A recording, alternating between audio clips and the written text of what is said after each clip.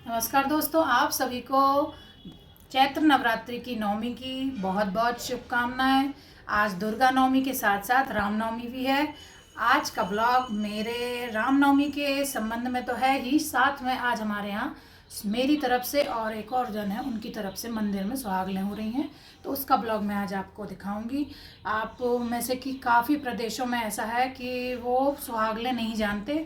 सुहागलों का मतलब है जिनकी शादी हो जाती है, जिन लड़कियों या महिलाओं की शादी हो जाती है, शादीशुदा औरतों के लिए ही होता है। इसमें कुंवारी लड़कियों का कोई भी रोल नहीं होता है। इसमें सिर्फ सुहागन स्त्रियां ही भाग लेती हैं, जिसके लिए व्रत रखते हैं और माँ की पूजा करने के बाद हम लोग फिर भोजन करते हैं। तो आज का ब्लॉग मेरे भगवान राम की पूजा और मेरे सुहागलों के ब्लॉग से संबंधित है। आज का ब्लॉग पूरी तरह से भगवान राम और सुहागलों का ब्लॉग है। इसको आप ज़रूर देखिए। ये कुछ प्रदेशों के लिए बिल्कुल नई चीज़ होगी।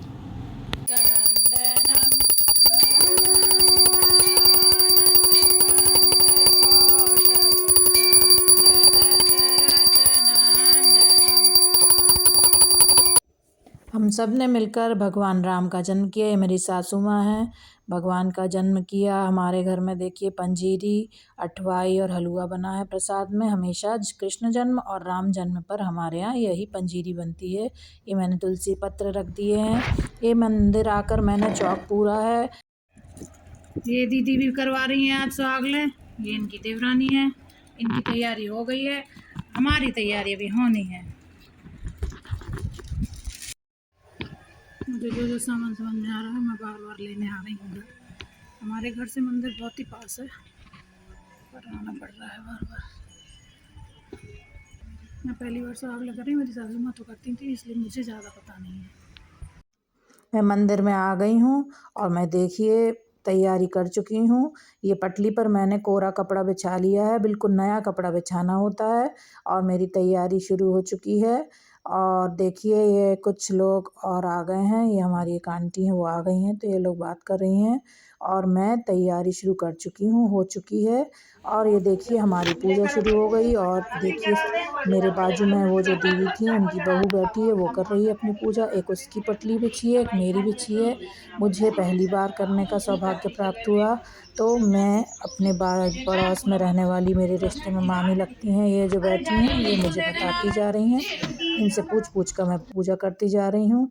और मैंने इनसे देखिए लाल जायफल का फूल लिया है, जो कि माँ को बहुत पसंद होता है, ये चढ़ा रही हूँ। और सब कुछ मैं पूछती जा रही थी क्योंकि मैं खुद पहली बार कर रही हूँ। और ये देखिए हमारी पूजा तैयार हो गई है।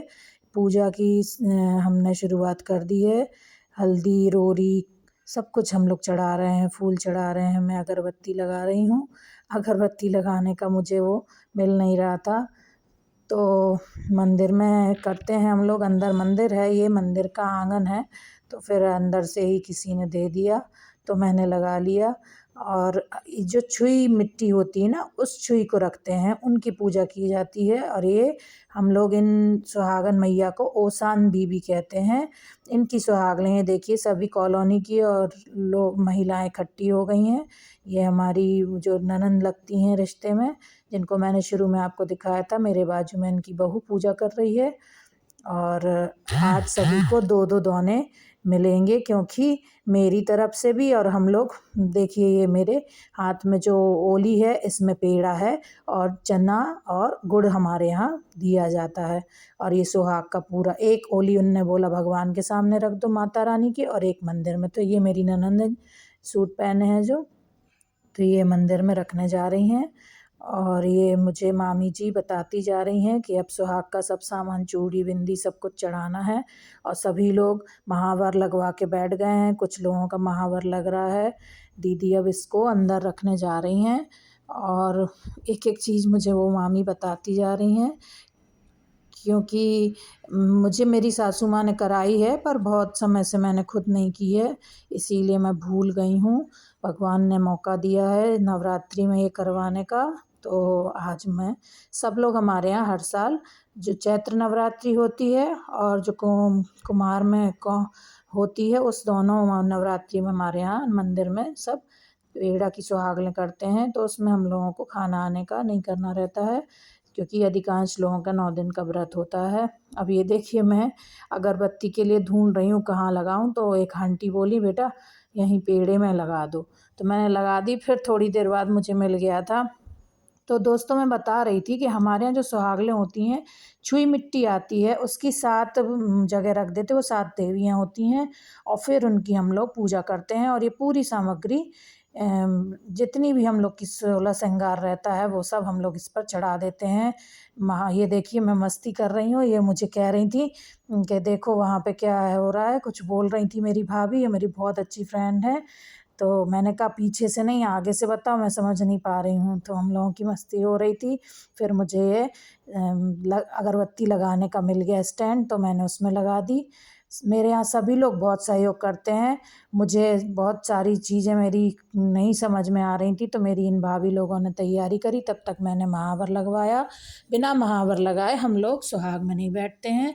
और ये देखिए सभी लोग बैठकर बातें कर रहे हैं, महावर भी लगता जा रहा है, मेरी तैयारी भी चल रही है और पूजा शुरू कर चुके थे। अब ये देखिए उनकी बहू ओली दे रही है, इसमें रहते हैं पेड़े और चना और गुड़। तो मैंने भी उसको दे दी, मेरी ओली भी सबको बांटी जा रही है और वो भी बांट रही है। तो इस तरह से सबके पास 2-2 आ गई। फिर हम लोग चने छील रहे हैं, चने हम लोग 7 चने छीलते हैं और उनको गुड़ के साथ माँ भगवती को चढ़ाते हैं। ये मेरी जो मामी हैं तो ये अब कथा कह रही हैं, तो ये ओसान बीवी की कथा सुना रही हैं। अब चूँकि आज 2 लोगों की हो रही है इसीलिए 2 कथाएं होंगी।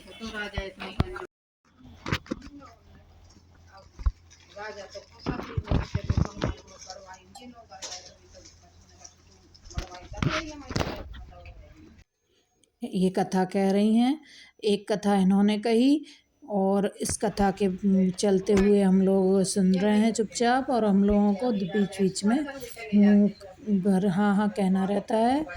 और ये ओसान बीवी की कथा है।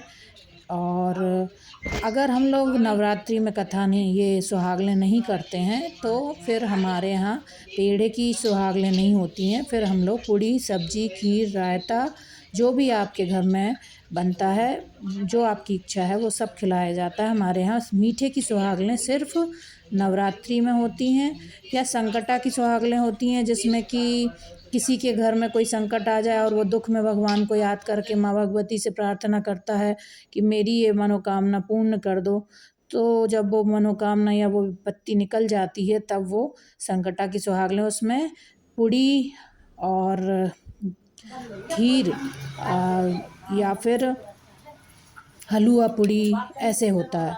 बाकी की सब सुहागलों में हमारे यहाँ भोजन किया जाता है, बस इन सुहागलों में।